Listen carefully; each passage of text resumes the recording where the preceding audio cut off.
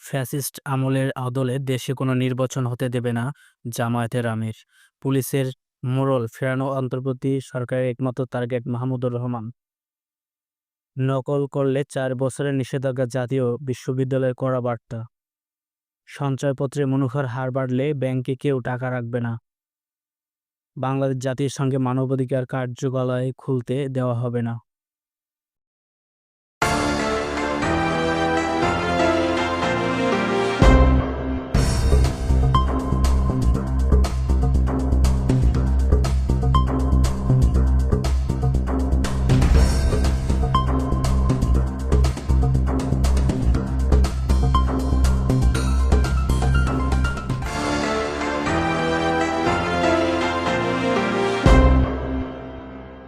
Fascist শাসনের অদলে দেশে কোনো নির্বাচন হতে দেওয়া যাবে না, ফেনীতে জামায়াতে আমিরের বক্তব্য।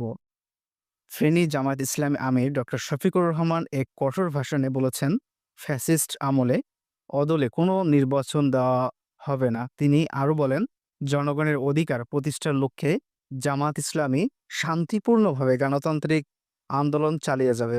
ফেনী শহরে আনুষ্ঠানিক এক জনসভায় তিনি এসব কথা বলেন।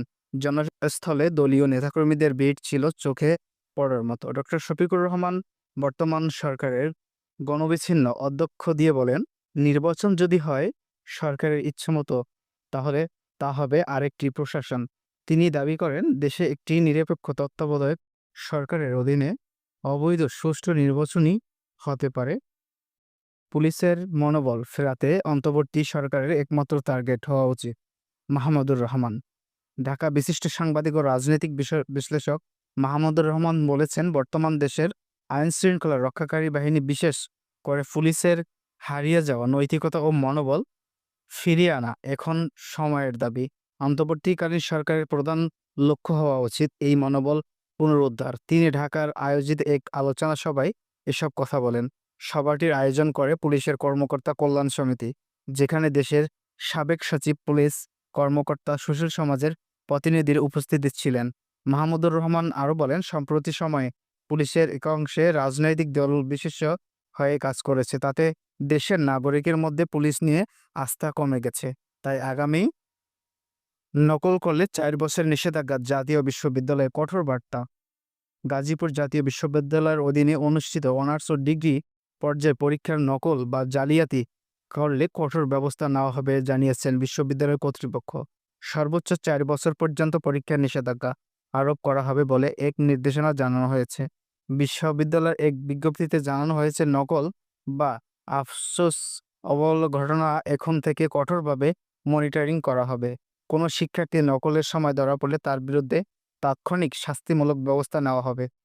পরীক্ষা পরিবেশ রক্ষা করতে দৃষ্টান্তমূলক শাস্তি পাওয়ার উপর সিদ্ধান্ত অটল থাকবে কর্তৃপক্ষ।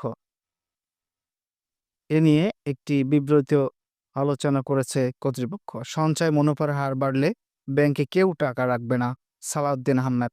বাংলাদেশ ব্যাংকের সাবেক গভর্নর সালাউদ্দিন আহমেদ বললেন, সঞ্চয়পত্র যদি মুনাফার হার অতিরিক্ত বাড়ানো হয়, তাহলে সাধারণ মানুষ ব্যাংকে টাকা না রেখে সঞ্চয়পত্রই বিনিয়োগ করতে উৎসাহী হবে।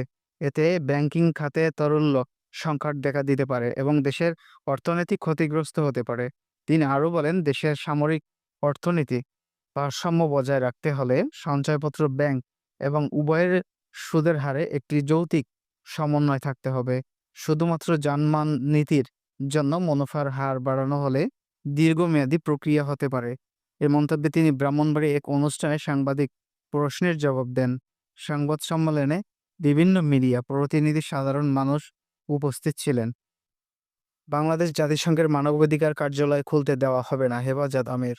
হেফাজত ইসলামের আমির চট্টগ্রাম এক আলোচনা সভায় দোয়া মাহফিলে বলেন, বাংলাদেশ জাতিসংঘের মানবাধিকার কার্যালয় খোলার কোনো সুযোগ দেওয়া হবে না।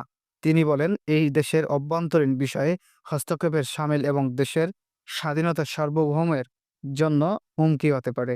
অনুষ্ঠানের হেফাজতের শীর্ষ স্থানীয় নেতার অংশ নেন এবং জাতীয়, ধর্মীয় ও রাজনৈতিক নানা বিষয়ে আলোচনা করা হয়।